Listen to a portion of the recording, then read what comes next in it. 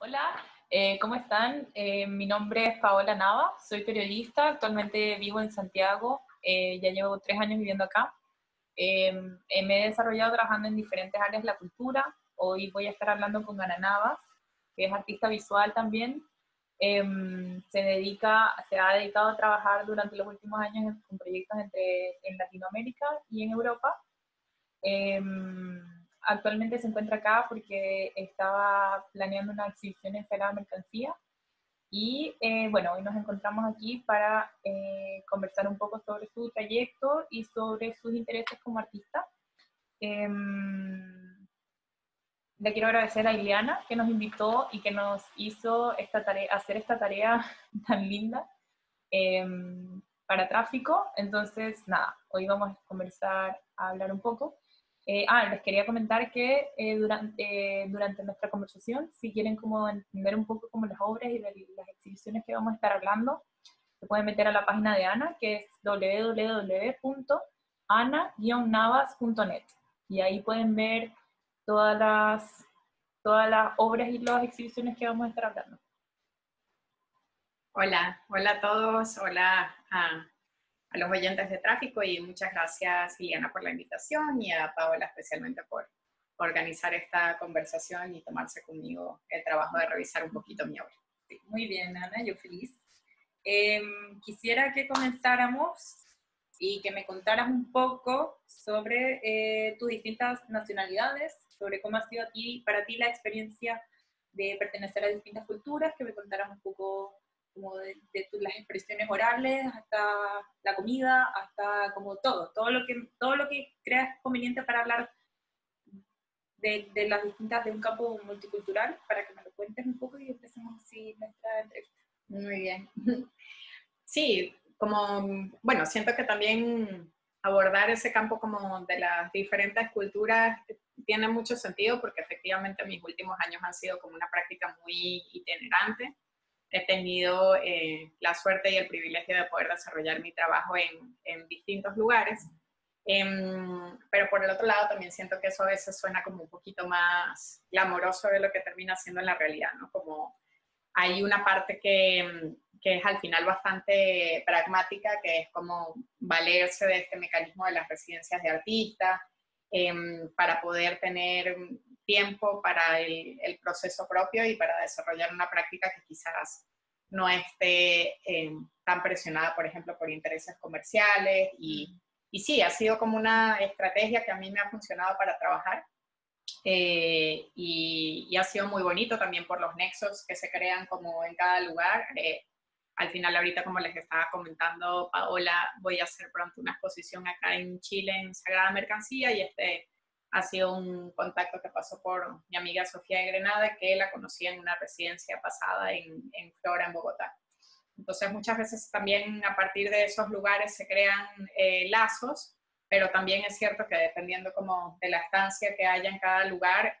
pues si son estancias de trabajo cortas, a mí me parece también como complicado decir que uno pudo conocer una cultura o un lugar si se queda apenas unos meses y unas semanas, ¿no?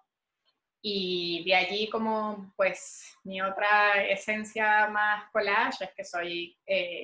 nací en Ecuador y es un país, mi familia vive en Guayaquil y es un país del que tengo como mucho cariño y bonitos recuerdos. Sin embargo, como en este mix de estar itinerante, si me preguntan, yo la mayoría de las veces con la versión corta digo que soy venezolana, entre que de ahí es mi acento, mi manera de hablar, y el otro día también escuché que uno es de donde uno pasa su adolescencia y me sentí bastante identificada con eso, ¿no? Como ese momento que es como generador de identidad y que también ha pasado a ser como una parte de mi trabajo. Así que en resumen diría que soy venezolana. Lindo, ya qué lindo, sí. Yo creo mucho eso de que uno es de donde pasa la adolescencia, sobre todo porque, eh, claro, en la adolescencia es cuando uno toma como los rasgos de identidad más fuertes, ¿no? Entonces, como que, claro, cuando llegas a la adultez, es gran parte sobre cómo viviste tu adolescencia, cómo fue tu adolescencia, así que creo que eso es súper lindo, además. Bueno, quisiera que me contaras un poco sobre cómo fue o cómo ha sido tu recorrido en las artes visuales y de chica, ¿Tuviste alguna afición a la escultura, a la pintura? ¿Y cómo se han ido revelando en ti un poco estos intereses? Un poco a manera de dar como una introducción sobre tu recorrido. Ujú. Sí, a mí todas estas cosas la verdad sí me interesaron bastante desde niña, pero creo que también es algo como muy normal, como a qué niño no le gusta dibujar o pintar o estar haciendo cosas con las manos. Pero sin embargo sí creo que era como una actividad a la que siempre que había como el tiempo o la posibilidad me metía en algún curso, hice uno de fotografía cuando estaba en el colegio, también en esa época como de estar en los últimos años de bachillerato y saliendo de bachillerato. Estuve también en varios cursos en la Cristóbal Rojas, en Caracas, entonces creo que también fue un poco como, nada, como a la hora de decidirme qué estudiar, traté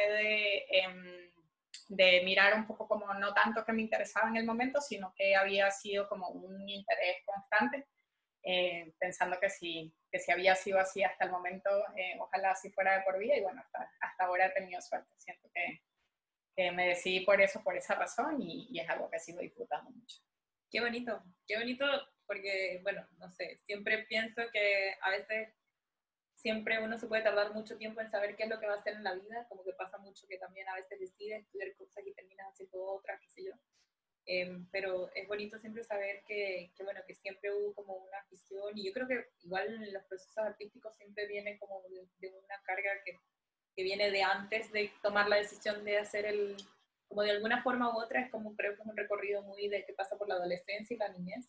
Porque yo, por ejemplo, en mi adolescencia jamás pensé que quería ser periodista. Como que esa jamás hubiese sido la pregunta para mí, o como jamás hubiese llegado a no fue hasta el momento en que me tocaba inscribirme que dije, ya,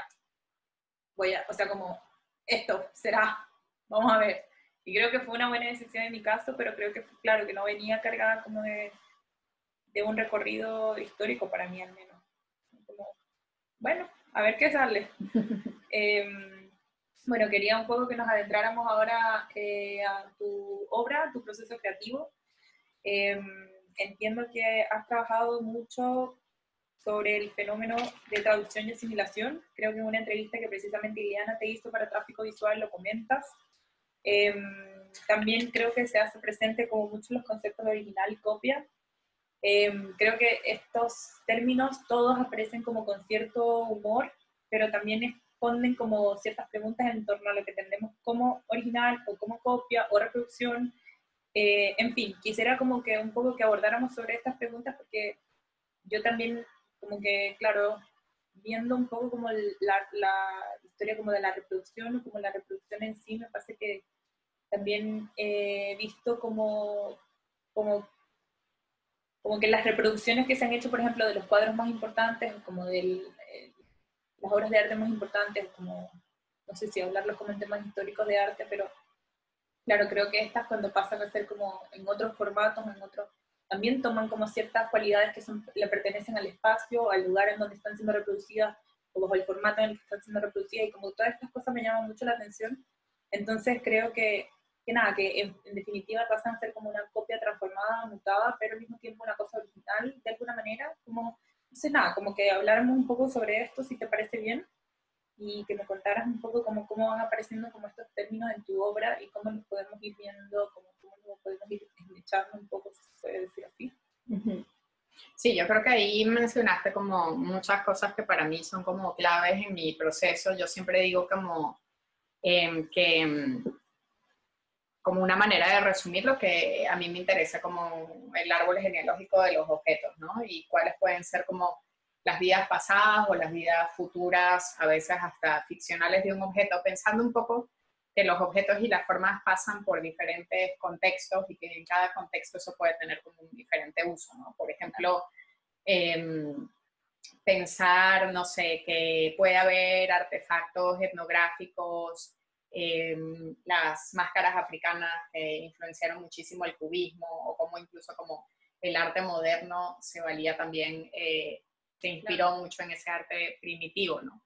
Y lo que a mí me parece interesante también a partir de allí es cómo estos objetos pasan a tener también clasificaciones en disciplinas distintas. el arte moderno puede estar en un museo, pero sin embargo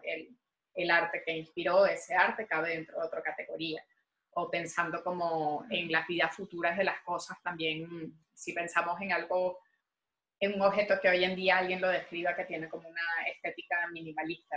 hasta qué punto lo que entendemos como a nivel popular por una estética minimalista puede tener que ver o no con lo que se consideró en el momento del mínimo. Claro. Y también es un poco como pensar en estos objetos de una manera, y por eso me gusta mucho el ejemplo que pones como de las reproducciones domésticas, por decirlo así, de una gran obra de la pintura, porque al final a mí me parece que estas traducciones y estas versiones de alguna manera son también como objetos mucho más sociales. Al final nosotros no, la mayoría de nosotros no ha crecido rodeado de grandes obras de arte ni de grandes obras de diseñadores conocidos, sino prácticamente como con la versión mucho más ecléctica y versionada de lo que puede ser un icono, que es una pregunta muy interesante también. ¿Cuándo aparece el icono?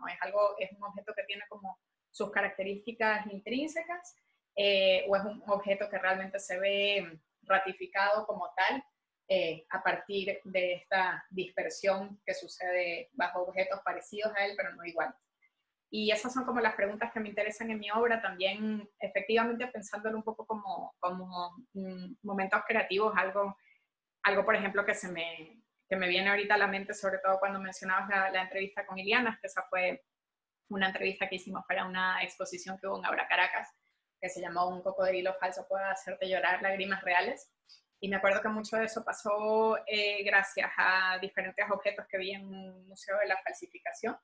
y que eran como los objetos que la gente como recogía en los aeropuertos de las aduanas, ¿no? Entonces, allí podía haber un objeto, por ponerte un ejemplo, unas uñas acrílico Chanel. A lo mejor es algo que la marca como tal no hace, pero que ese nuevo objeto está inspirado como en el valor conceptual que una marca te da, o sea, cuál puede ser como a un nivel popular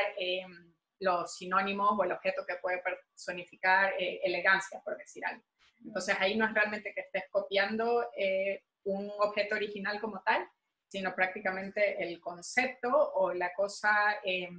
o la definición etérea, que en este caso una marca te puede estar tratando de comercializar, ¿no? Entonces efectivamente me gusta mucho como pensar en esa clase de momentos creativos. Sin embargo, y pasando como al tercer punto que siento que mencionaste en tu pregunta, hay veces que los resultados de eso sí se pueden tocar con un toque de humor, pero para mí siempre esa definición es un poquito, yo trato de ser cuidadosa cuando la uso, a pesar de que no me molesta para nada que sea lo que terceras personas sienten respecto a la obra, porque me parece que eso es algo como muy difícil de hacerlo a propósito, ¿no? Como cuando un artista dice, no sé, mi obra es poética o mi obra es graciosa, como que siento que si uno trata de buscar eso como un objetivo per se,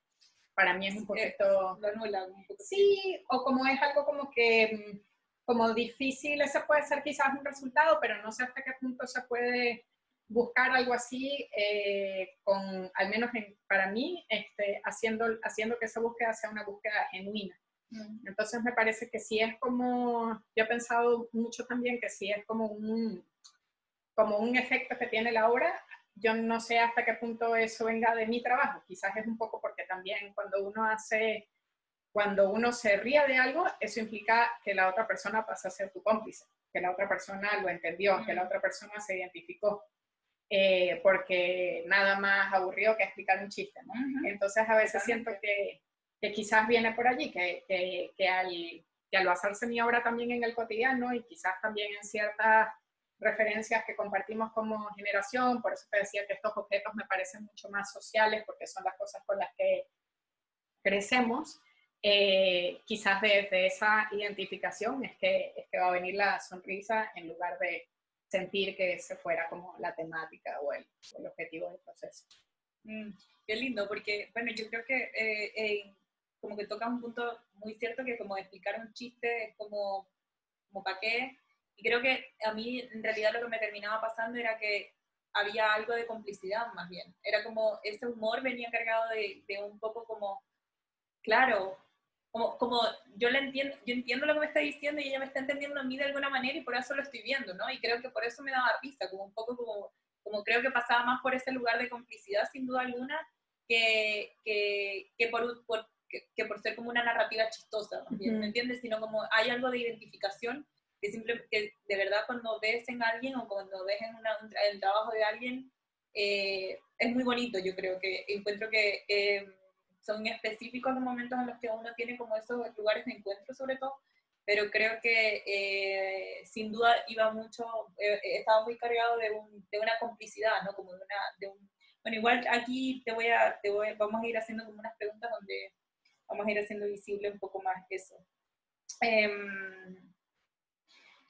Claro, también he visto que está muy presente la idea de atravesar como los conceptos de pintura hacia escultura, de escultura a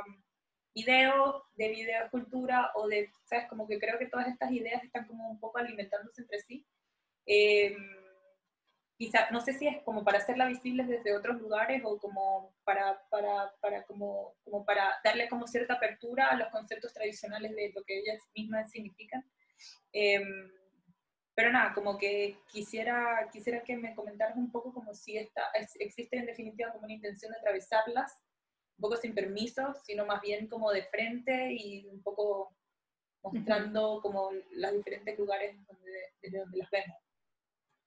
Sí, a mí yo creo que lo de las disciplinas no me preocupa mucho, como que yo creo que yo siempre he sido,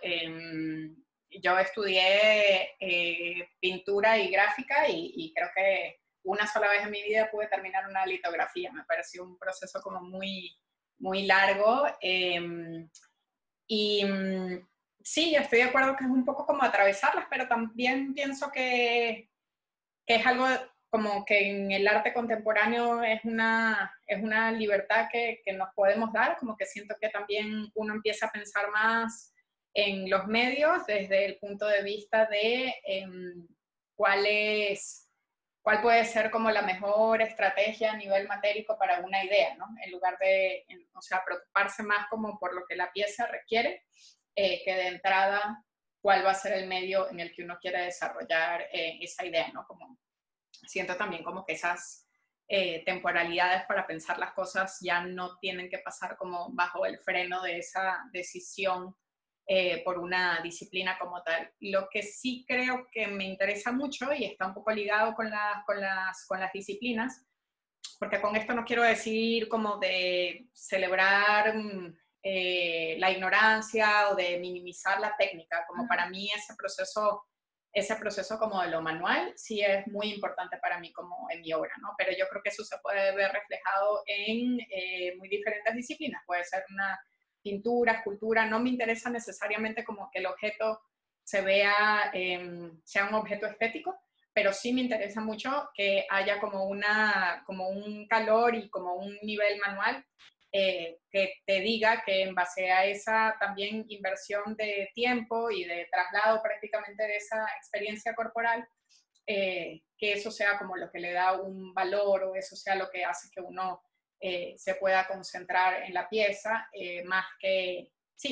el hecho de una disciplina. Sí siento que hay algo a lo mejor más un poquito difícil de explicar, pero que hay algo así como en ese carácter de lo manual más que de lo industrial, que sí definitivamente es una constante en mi trabajo, independientemente de en qué medio se termina desarrollando la pieza. Súper. Sí, yo creo que esta pregunta sale un poco como de haber visto quizás, creo que fue una serie de pinturas que se llamaba Tiare, que era como de una búsqueda que hacías en internet y sacabas como las diferentes imágenes que salían de internet que correspondían a estos conceptos de pintura contemporánea, pero al mismo tiempo, si vemos la obra, es como un textil que que no está dispuesto en el espacio tampoco como una pintura, sino también en una esquina. Entonces, claro, creo que de ahí me surgió como un poco la inquietud de ver cómo pensamos entonces la pintura contemporánea o cómo la hacemos como un poco visible. A mí me llamaba la atención sobre todo porque, bueno, yo creo que he visto como quizás no he visto la suficiente cantidad de obras de arte como que para que esa pregunta sea como una constante, ¿no? Como sobre todo la técnica, como la escultura, como cuando esos tránsitos de alguna forma se hacen como un poco más, están como un poco más presentes, y eso me gustó mucho, de hecho me llamó muchísimo la atención. Claro, siento que al ver, me pasaba que cuando veía tu trabajo en la página web, me salían preguntas que brincaban de un lado a otro, y nada, ahora es muy bueno que estemos como conversando de esto porque quería comentarte de dos obras en específico que me llamaron mucho la atención, que son una moto forrada con un estampado y de un auto forrado con un estampado. Em, Estas dos obras, no sé si forman parte de una serie o no, pero sin duda me han hecho como preguntar, o sea, como que me pasa que después de que las vi, cada vez que veo un auto tapado en la calle, como que pienso en el lugar de la escultura, como lleno, vacío, sí, pero también esa forma modular que dan estos objetos en el espacio, ¿no? Entonces, como cuando al estar tapados, como que sin duda simulan como una cosa que no está o que está, pero que está forrada, entonces como que no podemos ver realmente, entonces nada, como que quisiera como que me contaras un poco sobre esta idea, y me parece que, sobre todo porque me parece que es muy bonito que ahora yo esté romantizando en la calle con los autos tapados y bueno, pensando como en cosas que finalmente mis ideas en la cabeza están como impregnándose un poquito de esas ideas. Entonces, quisiera que me contaras un poco. Sí, yo creo que igual esas dos piezas de las que estás hablando se dejan enlazar mucho con las pinturas esquineras que son las taras, porque siento como que efectivamente ante esta, entre comillas, despreocupación como por las disciplinas, también puede haber más oportunidad justamente de que estos puntos de contaminación, por decirlo de alguna manera, sean más evidentes, ¿no? Y definitivamente en esos tres casos pasa. Por hacerles un pequeño resumen, las taras son unas piezas textiles que tienen que ir colgadas en la parte más alta y en las esquinas del espacio donde se exhiban. Y mi manera de trabajarlo fue tratar de buscar como si había alguna manera de crear como un arquetipo sobre lo que podía ser la pintura contemporánea o la palabra pintura como tal, ¿no? Cuáles son las imágenes que tenemos como al oír ese género, y mi manera de abordarlo fue buscar estas imágenes por internet, me interesan mucho estas imágenes prácticamente que quieren ser sin contenido, como cuál es el fondo, por ejemplo, que se usa para un texto, o puede ser como el límite de la decoración, y en base a eso como que agrupar ciertos gestos pictóricos que son luego los que repetía sobre estas telas de algodón. Las piezas como con la moto y con el carro, yo creo que es muy bonito para mí eso que dices, como de después salir a la calle y tener esos encuentros, porque muchas veces es cierto, las piezas pueden ser absurdas, pero me gusta mucho más cuando la persona puede tener la posibilidad luego de encontrar estos objetos o estos encuentros absurdos en su cotidiano y no necesariamente en la exposición, y eso para mí debe tener que ver con que sean un match. La moto era parte de una exposición en la que yo trabajaba como muchos temas como de la adolescencia en un sentido muy estereotípico. Me acuerdo que era como un espacio bastante alargado, hacia el final había como una reproducción de objetos de anime de mi cuarto de adolescente en Caracas, y la idea era un poco como que uno pasara del espacio exterior al espacio interior, y en ese espacio exterior en el que estaba la moto era prácticamente como una abstracción de un espacio un poco hollywoodense en el que había también un sol hecho de papel maché. Entonces mi idea era un poco como este viaje como en la moto con el paisaje como llegando al horizonte, pero de una manera muy precaria también. Y la moto era una pintura como orgánica con muchos colores, casi como los colores que uno le pondría al aura de una persona, como entre azules, morados, sin llegar a ser neón.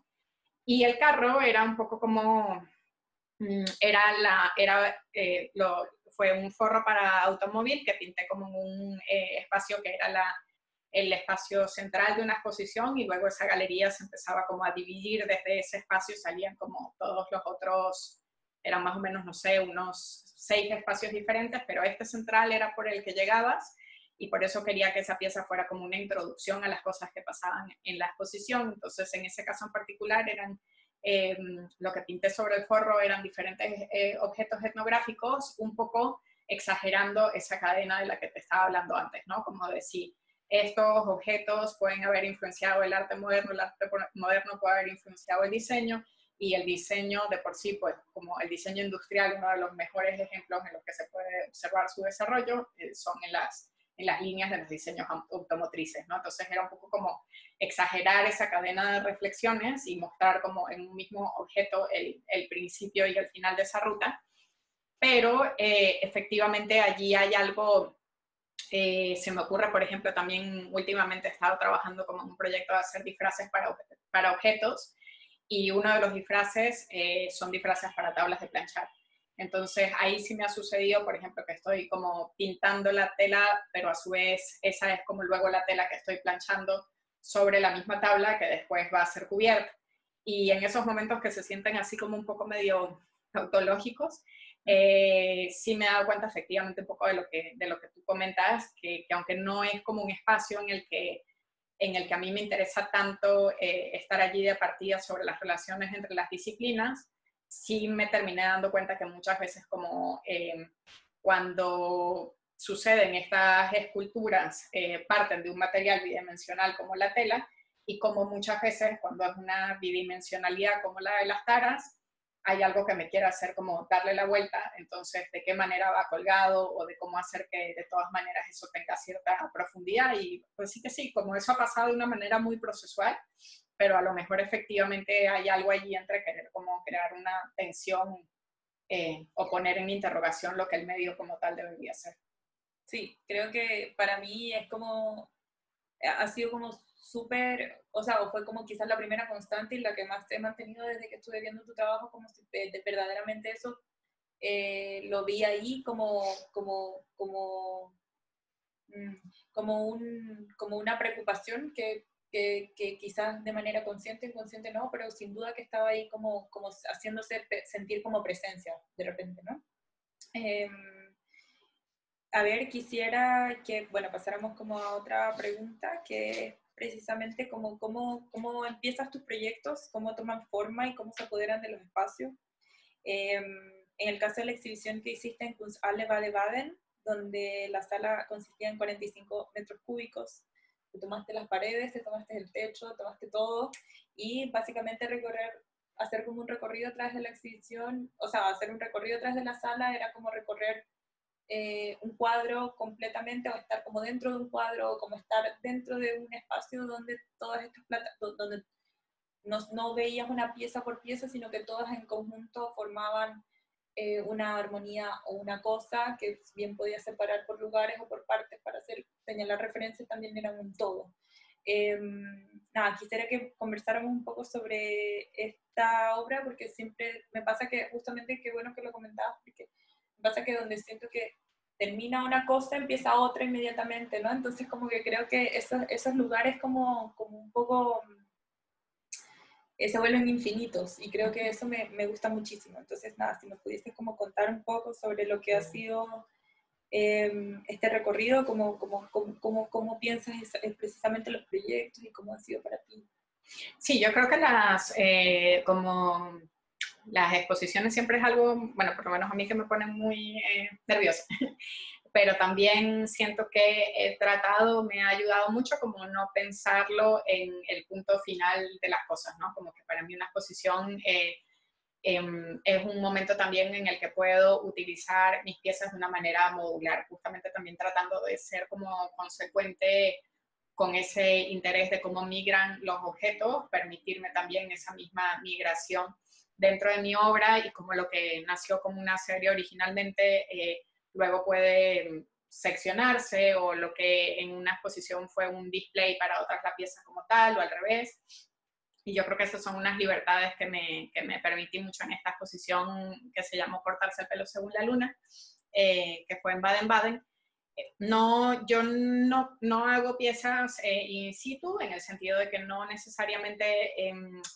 hago una obra para un espacio, pero sí es cierto que cada espacio requiere que se trate la obra de diferente manera, más aún en ese sentido que te estaba contando como de lo modular, ¿no? Entonces, si bien no es in situ, lo que sí me fijo mucho es como en la coreografía que va a tener el visitante. También pensando que dentro de esa coreografía puede haber una narración, como lo que te estaba comentando de la exposición de antes, de cómo uno podía pasar como del espacio adolescente externo del paisaje a la habitación de adentro, ¿no? Y un poco en esta sala en Baden-Baden, cuando la vi, fue muy obvio para mí que tenía que ser, como bien lo has explicado, como una experiencia en la que te sumergieras, porque era tal cual un cubo, ¿no? Entonces mi manera de aproximarme justamente a partir de esta idea de lo modular fue realmente como ordenar mis piezas pasadas, nuevamente sin importarme mucho si eran bidimensionales o tridimensionales, ese era un problema práctico que iba a resolver después, por empezar como a ordenarlas sobre el piso, haciendo estas suertes como de mega collage en horizontal, que luego nos íbamos a tener que ocupar de cómo subir a la pared. Y lo que sí ordenó un poco el espacio eran tres aspectos sobre la temporalidad, porque me acuerdo que me decías que también querías hablar de una pieza en esa exposición específico, pero los otros dos eran la cifra 2059, que le daba cierto orden a cada una de las paredes. 2059 debería ser la fecha que según la esperanza de vida actual sería mi fecha de fallecimiento. Y también era un poco como jugar con este doble momento entre el momento máximo de intimidad de alguien, como puede ser la muerte, pero también como ese momento se puede capitalizar en el sentido artístico, como el momento en el que la persona deja de producir y por ende como en ciertos casos como la obra se revaloriza como a partir de allí o no. Y por el otro lado también, bueno, como lo dice el título, había un mechón de cabello y la idea era como que mostrar toda la obra que había pasado como desde ese momento del corte hasta el momento de exhibición. Entonces siento que crear como que ese mega collage empezó a tener sentido para mí desde hacer un experimento en el que efectivamente fuera como pasar por la obra de una manera más fluida y permitirme como el utilizar estos módulos para hacer empalmes y referencias que no estaban y que no fueron como concebidas así en el momento en el que realicé las piezas. Qué bonito porque a pesar de que hay como una especie de línea de tiempo, el collage a su vez es como una serie de referencias en las que no pudiéramos saber realmente como desde dónde, como una línea, como cómo ubicarlo en una línea de tiempo, simplemente nos das, o sea, simplemente está como el inicio, ¿no? Y como ver ese recorrido que al final es como de alguna manera macro y anacrónico, ¿no? Como se va construyendo de manera muy orgánica, ¿no? Uh-huh. Entonces creo que eso es como un poco también la referencia precisa del collage al mismo tiempo, ¿no? Que sea como una cantidad de capas y de capas superpuestas y de cosas que vamos como absorbiendo y adquiriendo. Precisamente la obra que queríamos que habláramos en esta exhibición es como en la que hiciste como unos granitos de arroz que tienen escritos los nombres de los jefes de Estado del mundo. Estas las exhibes dentro de una prenda de ropa de niña. Bueno, obviamente al ver esto recordé como ciertas ilusiones de niña, porque recuerdo que esos arrocitos igual eran como arrocitos que tú le dabas como a alguien que querías, entonces como que te lo ponías o como que tú te ponías el nombre de esa persona, y creo que me pasó que recordé como un poco como esas ilusiones que uno tiene cuando adolescentes se van como un poco esfumando o se van yendo y uno las va cargando de otras cosas, ¿no? Como de aconteceres políticos o como de una circunstancia social específica, ¿no? Y como un poco esas ilusiones que cuando somos adolescentes o cuando somos chicos representan tanto, se van un poco como desvaneciendo. Entonces, nada, como que creo que me llevó también como a los procesos de accesorios, a las bisuterías, a como todas las cosas que realmente conformaban gran parte de una adolescencia, eh, como de una adolescencia de repente de los 2000, no sé ahora cómo es la adolescencia de los niños ahora, pero bueno, yo creo que gran parte de mi adolescencia también se desarrolla como por una cuestión de bisutería, de manualidad, ¿me entiendes? Creo que eso era como una cosa muy importante antes del internet. Uh-huh. También, entonces nada, como que quería que conversáramos un poco como sobre cómo sobre si en definitiva esto forma parte de como de un proceso interno, como de una conversación activa que tú igual estás teniendo como con este rememorar unos procesos de adolescencia, cómo se van desarrollando en la actualidad, un poco como, si te parece bien, como que conversáramos un poco de esto, quizás a manera, no sé, a manera de rescate de una memoria personal tuya, no sé, como que conversemos a ver qué me cuentas. Sí, yo creo que lo que dice es como de trabajar un poco, justamente me recuerda también a lo que estábamos hablando ahorita de las taras y de estos como paisajes cuya pretensión es estar como lo más vacíos de información posible y emular como una asociación como en base a esa discreción de arte, poca información. Es algo que definitivamente es como recurrente en mi trabajo y algo que va a estar también muy presente en la exposición que tenemos, que vamos a tener acá en Sagrada Mercancía, que es como partir de bisutería, de decoración, de broches de zapatos y cómo relocalizar eso como en un paisaje más amplio. Y no solamente como en el paisaje más amplio como de la pieza como tal, sino también como en un paisaje más amplio, como tú decías, como a nivel social o histórico de un recuerdo. Esa pieza específicamente de Baden-Baden fue la primera que mostré de una serie y que me he comprometido a hacer de por vida. Y la idea son granitos de arroz con el nombre de cada jefe de Estado del mundo, y esos granitos de arroz van colocados sobre un suéter de niña de aproximadamente, siempre busco como unas tallas de 7, 8 años, que reflejen como las tendencias de la moda en el año de producción de la pieza, pero en su versión infantil. Entonces, bueno, mi compromiso es repetir esa pieza más o menos cada 5 años, según como en un promedio de un periodo presidencial, hasta mi fecha de muerte, también por eso estaba rodeado por esta cifra del 2059, y que sea como que con el pasar de los años sea una documentación de muchas cosas, desde una documentación quizás de la moda, vuelvo y repito, desde su sentido más de masa o más popular,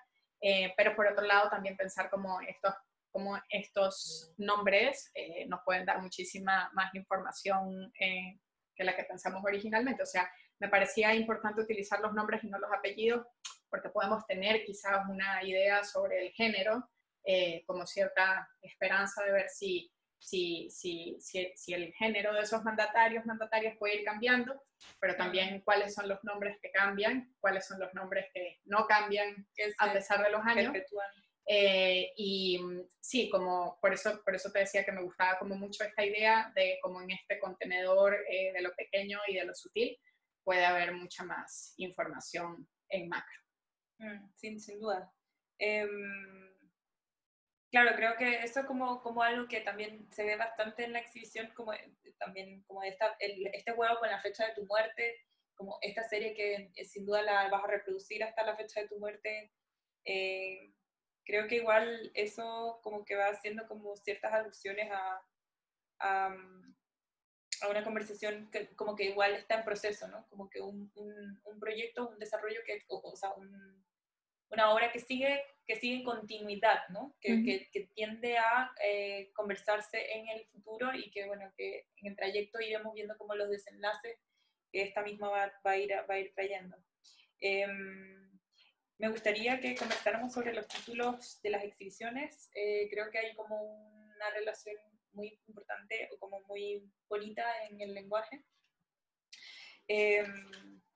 Me gustó mucho uno que dice "Sometimes when I'm alone I use Comic Sans", sobre todo porque el Comic Sans es como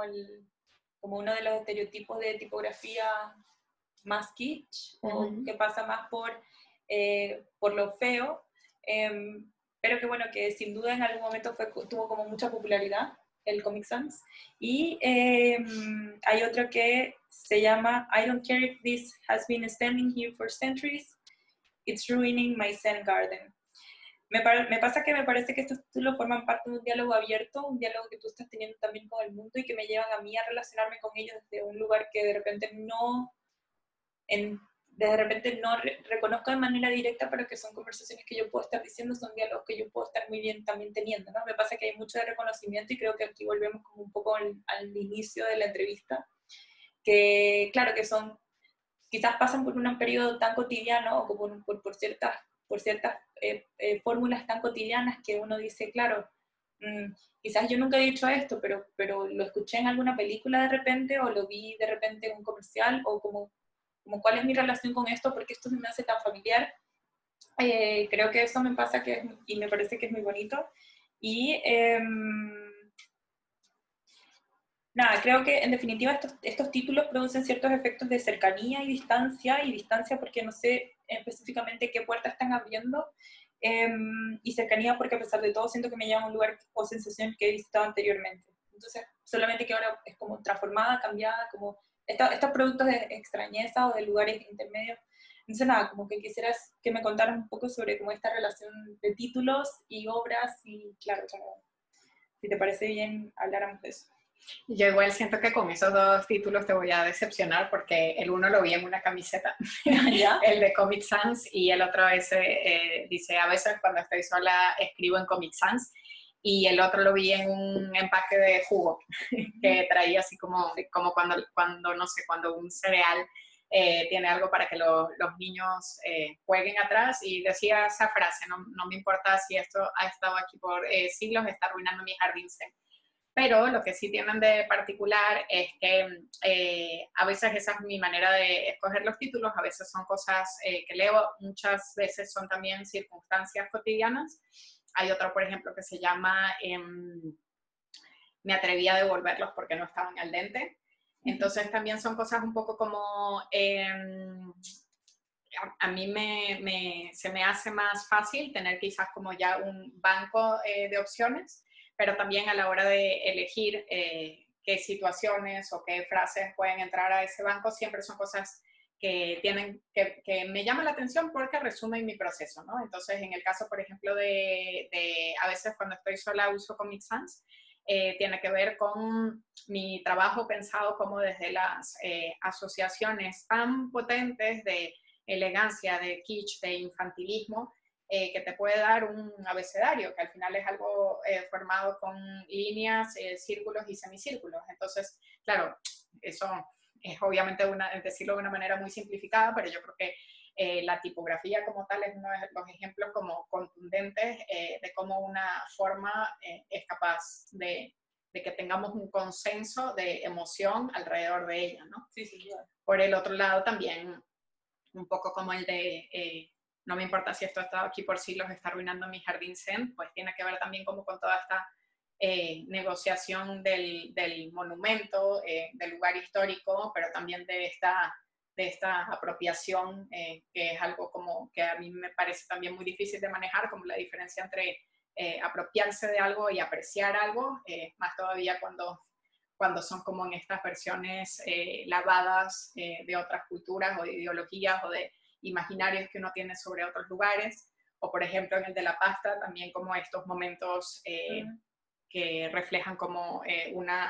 como unos micropoderes o ciertas situaciones como de autoridad en el día a día. Entonces, sí, por un lado como admito que son que a veces son cosas que ya estaban allí, que no son de mi autoría, pero por el otro lado también siento que sí hay como, que sí busco que siempre queden como una relación fuerte con mi trabajo, y lo que mencionabas un poco como de una película que uno no ha visto o un título que le suena, yo pienso que igual y viene por ahí también, como son cosas como que vienen como del cotidiano y de estos encuentros, quizás son encuentros que yo como artista he tenido como la posibilidad de pensarlos y de tamizarlos, pero están en el aire al final allí para todo el mundo. Súper, qué bonito. Por alguna razón yo no había podido como haber visto esa lectura sobre, no me importa cuánto tiempo ha estado esto aquí, está arruinando mi jardín zen, sobre todo eso que dices como de esas referencias que están marcadas, o sea, o que han pertenecido por mucho tiempo a la historia y cómo se hacen visibles en el presente. Esto me lleva como obviamente a otra obra de la que quisiera que habláramos un poco, es un video. He visto que también en tu obra se hace muy presente el uso de un café o de la pasta o de la gastronomía. Creo que es como una cosa que está ahí siempre latente, como la comida está como muy, muy como en referencia, como un diálogo también como con todas estas cosas que están ahí, como las prendas de niña o cómo van apareciendo como todas las obras que vas haciendo. Entonces, nada, haces un video donde estás invitando o como tomando como referencia a Demi Moore en Enchanted, en Ghost. Y nada, me pasa que en algún momento leí en un libro de Richard Totel como una referencia sobre una imagen en movimiento. Él dice que justamente toman un ejemplo de un libro de Virgilio para decir que justamente en el momento en el que Amata se expresa como con desespero, al momento en que le están quitando a su hija, como ese desespero, como ese frenesí, esa imagen en movimiento, es un espacio para la pintura. Entonces creo que para mí esa imagen es muy potente, sobre todo por la imagen en movimiento, sobre todo por el movimiento como a veces uno lo graba en la cabeza y como vemos esto luego en una imagen fija de repente o cómo esto se transforma en el tiempo. Traigo a colación este ejemplo un poco porque creo que esta imagen de Ghost en Demi Moore también es súper linda y es como una imagen de un movimiento muy específico, como ella va haciendo como la alusión ella era escultora y estaba haciendo como estas esculturas, entonces creo que son momentos del cine que sin duda también están como muy presentes en la cabeza de uno cuando uno ha visto como películas muy viejas, así no te olvidas la película, así no te acuerdas de la película, te acuerdas de esa escena al menos, ¿me entiendes? Entonces nada, quisiera que me contaras un poco sobre este video, como un momento escultórico de repente, es como suceden estos momentos escultóricos. En este video en el que tú estás haciendo como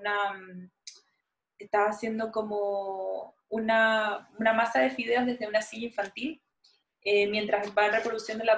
una melodía, mientras van reproduciendo diferentes versiones de Enchanted Melody. Entonces nada, quisiera ver cómo estos momentos son para ti, o cómo se generan, o cómo toman lugar, quizás. Yo creo que esa pieza en específico es una pieza como si lo que les estábamos comentando antes, como de este espacio pequeño de superposición que hubo en Baden-Baden en 45 metros cúbicos. Siento que un poco se puede como que trasladar esa experiencia de sumergirse a esta pieza que fue un video en particular. Para mí es un poquito difícil de explicarlo, de describirlo, porque la razón por la que es una pieza o cómo funcionó eso para mí era como una superposición de capas en la que una capa me iba llevando automáticamente a la otra y así se construía, ¿no? Entonces, lo que vemos es que yo estoy como amasando, haciendo pasta sobre una silla de Werner Pantón, y mientras el visitante está viendo esa proyección, están pasando muy breves extractos de la canción Unchained Melody, que es la canción que acompañaba a Demi Moore en esa escena en Ghost, y además es una de las canciones más versionadas de la historia. Entonces pasaban de Unchained Melody como fragmentos muy cortos, pero muy diferentes, desde versión techno, versión bachata, de hecho estaban como muy, muy distintas, excepto la original, ¿no? Entonces, bueno, esa es la pieza a grandes rasgos, pero realmente como lo que a mí me importa de la pieza son justamente más los detalles. Primero, trabajar como con la Chaise de Werner Pantón, que es esta silla que prácticamente tiene una forma de S, que de por sí ya es una forma muy escultórica, no es la clásica silla que uno se imagina como en el arquetipo de silla, como con 4 patas y 2 superficies en ángulo recto, ¿no? Entonces, por allí ya había como un interés como en lo orgánica que es ese modelo, pero a su vez la versión con la que yo estaba trabajando en el video es una imitación, no es obviamente es como inspirada en, pero no es una silla original, y era una silla de niño, entonces eso ya creaba como cierto, mis manos se veían como súper grandes trabajando sobre ese video, y la manera de utilizarlo era realmente como una indumentaria de cocina, o sea, uso la silla para mezclar los huevos con la harina, para amasar, pero al mantenerla en blanco y negro, en algunos momentos del video hay una confusión de esos materiales, y lo que era la harina pudiera percibirse como yeso, y lo que es en realidad como una masa para pasta, puede ser una masa como en el sentido más matérico de la palabra. Y yo creo que a mí me interesa mucho eso, como partir como de ese lenguaje como de cómo se hace una forma de la manera más básica, y la cerámica es un ejemplo como muy noble para eso, porque al final es hacer formas a partir del barro y entender las formas como contenedores o como una definición del espacio. Eso es lo que hace un vaso, como contiene un vacío, ¿no? Pero justamente allí para mí es donde pasa la magia, porque esta noción como de transformar ese material está pasando bajo ciertos trucos, como mantener la imagen en blanco y negro, pero cuando tiene ese golpe de proyectar en esa imagen como tantos momentos sociales, es nada más a partir de la música, y como tú dices, de tener esa memoria colectiva con la escena de Demi Moore, porque era una escena que es como totalmente sexy, pero que también es la imagen como del arquetipo de la mujer de curvilíneo como cerámica, y también es el arquetipo no, el estereotipo de la mujer como ella lo hacía muy bien en el torno, pero llegaba el hombre que era como muy fuerte y muy torpe, y entonces arruinaba la pieza. Entonces justamente como traer esa imagen de regreso en un momento en el que lo que está pasando originalmente es como es como una cocina sobre una silla de diseñador, es un poco estar entre esa negociación entre qué es una forma pura, como puede ser la S de Werner Pantón, y qué es una forma como un contenedor social y como un potencial susurro de una ideología. Qué lindo. Qué bonito que lo comentas, porque justamente yo creo que quizás no nos va a dar tiempo de comentarlo ahora, pero creo que hay una presencia muy fuerte como de repente no sé bien si vamos a poder hacerlo, pero hay una presencia muy fuerte, creo, como con la imagen estereotipada de la mujer también, en cómo básicamente cómo esos estereotipos se han construido y cómo se ven en diálogo en tu obra precisamente, o como en algunos momentos de tu obra, sin duda hay como un diálogo sobre la mujer, o sobre los estereotipos que han conformado a la mujer. Creo que no me acordaba del momento en el que el hombre llega y derrumba todo el barro, pero sin duda creo que como escena en general es como un momento sin duda que da para largo, que da para hablar un poco más. Nada, quisiera como un poco ya para cerrar, que conversáramos sobre tu presentación del libro que hiciste con Sarina, que se llama Tiene Palabras Ella, el cual presentaron aquí en Sagrada Mercancía en febrero, a Sarina Scheidegger. La conociste durante tu residencia en Flora, estuviste después, pasaste por acá nuevamente en México, y luego estuviste en otra residencia que no me acuerdo, ¿sí? Sí. Me interesa mucho como de este libro que ocurre, hay como un diálogo entre el texto, entre las canciones, que son canciones que hacen en conjunto con las obras, y creo que se acompañan muy bien. Siento que de alguna forma, tanto el texto como las obras que están ahí reflejan cierto estado de decadencia, o en trascámaras de todo lo que brilla, o de todo lo que se ve como shiny, o de todo lo que puede parecer bonito. Siento que hay un guiño al consumo masivo, también a la figura de la mujer, o al estereotipo de la mujer. Siento que hay una queja un poco feminista, sin duda, como una voz feminista hablando, que es muy potente. Y pareciera que la sujeto del libro está como teniendo una conversación como con todos estos temas en los que hemos estado hablando, por eso me interesaba cerrar con esto, porque se desarrolla como una voz que va teniendo como figura a partir de todos estos temas que hemos estado hablando, si bien desde la reproducción, desde el estereotipo de la mujer, desde, no sé, o sea, como que creo que ella está como en constante diálogo con estas ideas al mismo tiempo, ¿no? Creo que no se trata, no está buscando resolverlas, sino que al mismo tiempo que está diciendo como sí, existe este consumo, o sí soy bonito, o sí necesito esto, o como también está poniéndolo en cuestión al mismo tiempo. Entonces, nada, quisiera que me contaras un poco cómo ha sido, cómo fue la elaboración de este libro, cómo fue el trabajo colaborativo con Sarina, sobre todo porque nada, creo que hubiese sido como bueno tener a Sarina aquí, creo, pero bueno, nada, como cuéntame tú cómo ha sido. Perfecto, sí.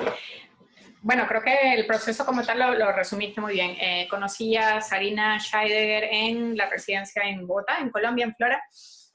Bueno, una artista y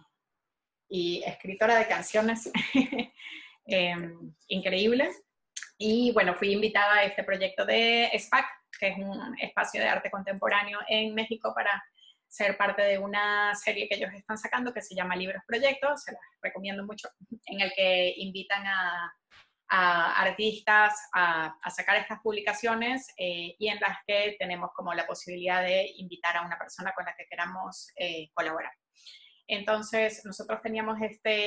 yo venía desarrollando estas dos series. Una estaba relacionada con un fenómeno en la moda que se llama power dressing, que es como un fenómeno en la moda de finales de los 70, principios de los 80, en las que las mujeres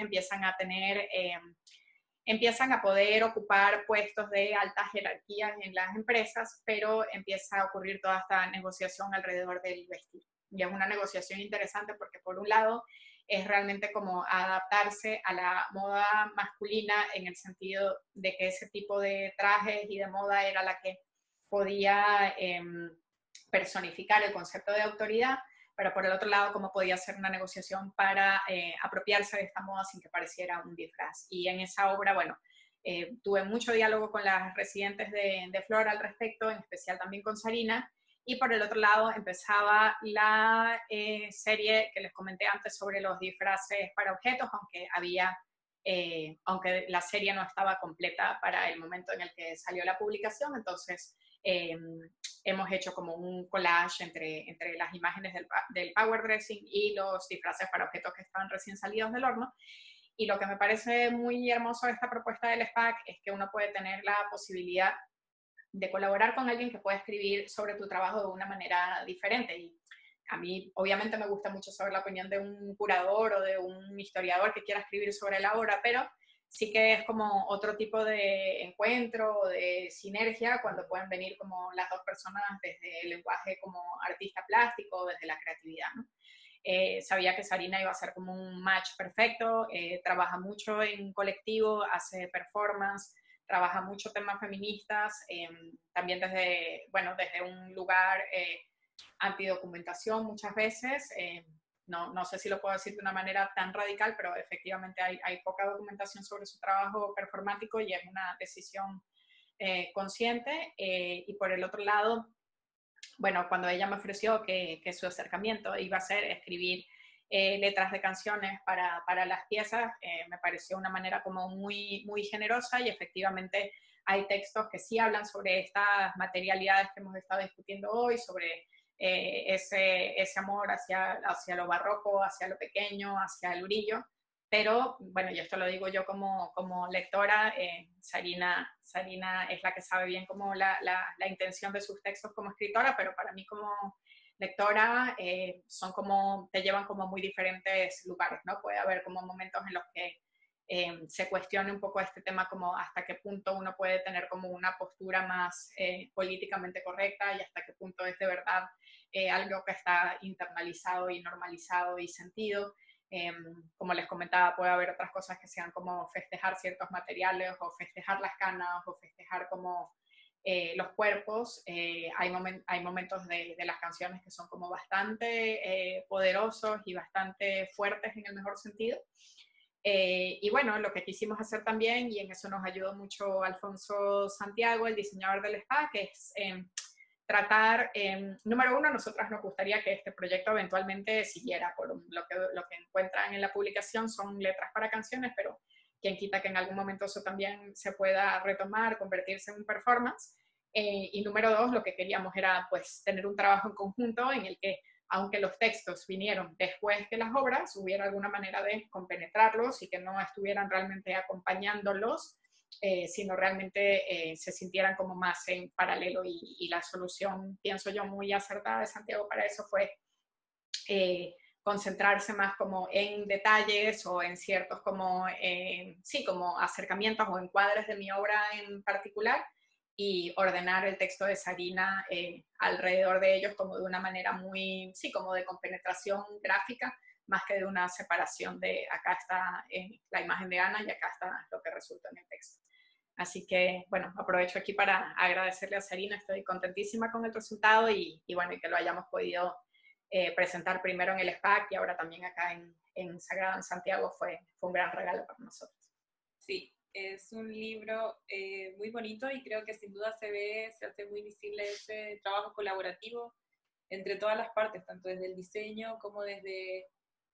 Sarina, como creo que me interesó mucho esto de que, a pesar de que, bueno, de que el texto viene después y todo, creo que igual si tomamos los textos y los vemos, también en sí como en conjunto funcionan muy bien, y creo que las obras en conjunto obviamente funcionan muy bien, entonces claro, creo que a pesar de que sucede una sinergia muy bonita, creo que si los llegamos a apartar, cada uno tiene su valor por separado y en conjunto se potencian. Y creo que eso es algo muy, que llega a ser muy interesante, sobre todo porque yo creo que es importante siempre estar cuestionando como a qué responde un texto de arte o a qué responde un texto de arte en lo contemporáneo, o bueno, esas son como preguntas que me interesan a mí, pero a qué responde un texto de arte o como desde dónde estamos viendo las artes o como desde dónde se relaciona los textos históricos curatoriales con la obra en sí mismo, ¿entiendes? Como, yo creo que de alguna forma poner esto en escena hace un poco visible también que pueden existir esas colaboraciones cada vez más y que yo creo que es importante mantenerlo como una cuestión presente. Seguro, sí. Al momento de hacer colaboraciones entre texto, curador y, ¿sabes? Como creo que pues son preguntas que al menos yo me estoy como constantemente haciendo y pues me parece que es importante plantearlas, no simplemente ponerlas en escena. Terminamos, ¿te parece si leemos un poema? Sí, sí, sí, el que tú elijas. Leo uno y tú lees otro. Bueno. Ya, voy a leer uno y voy a leer un poema que se llama una canción es que yo los veo como poemas, pero una canción sobre que se llama I Am Sparkling, del libro de Ana con Sarina. Dice así: I am a goose and you can do nothing about it. I am a pilot and you can do nothing about it. I am a duck and you can do nothing about it. I'm a badass and you can do nothing about it. I'm a swan and you can do nothing about it. I am a diva and you can do nothing about it. I am sparkling and you're just rubber-based. I am sparkling and you're just nicely decorated. I am sparkling and you're just breaking loose. I am sparkling and you're just riddled with holes. I am sparkling and you're just ribbon-like. I am sparkling and you're just neatly repainted. I run around naked and you can say nothing about it. I wear my hair silver gray and you can say nothing about it. I am climbing the highest trees and you can say nothing about it. I have the longest neck and you can say nothing about it. I am soon gonna rule above and you can say nothing about it. I fear none of them, none, and you can say nothing about it. Creo que puede ser buena idea. Si leo este mismo en español. Perfecto. Así, tenemos acá, Sarina habla muy bien en español y también el libro es una mezcla entre español, inglés y alemán, pero atrás están todas las traducciones, así que les voy a leer la misma que les leyó ahorita Paola, pero en español. Soy chispa chispeante. Soy un ganso y no puedes hacer nada al respecto. Soy piloto y no puedes hacer nada al respecto. Soy un pato y no puedes hacer nada al respecto. Soy un tipo rudo y no puedes hacer nada al respecto. Soy un cisne y no puedes hacer nada al respecto. Soy una diva y no puedes hacer nada al respecto. Soy chispa, chispa chispeante, y tú solo eres de goma. Soy chispa, chispa chispeante, y estás muy bien decorado. Soy chispa, chispa chispeante, y tú solo te estás soltando. Soy chispa, chispa chispeante, y tú solo estás lleno de agujeros. Soy chispa, chispa chispeante, y tú solo eres como una cinta. Soy chispa, chispa chispeante, y tú solo estás cuidadosamente repintado. Corro desnuda, y no puedes decir nada al respecto. Llevo mi pelo gris plata, y no puedes decir nada al respecto. Estoy escalando los árboles más altos, y no puedes decir nada al respecto. Tengo el cuello más largo, y no puedes decir nada al respecto. Pronto voy a gobernar sobre todo, y no puedes decir nada al respecto. No le temo a nada en absoluto, y no puedes decir nada al respecto. Muy bien, así terminamos esta sesión. Esperamos que les haya gustado. Gracias por escucharnos. Gracias por escuchar y gracias, Tráfico. Gracias, Tráfico, por esta idea maravillosa. Un besito. Adiós. Bye. Chau.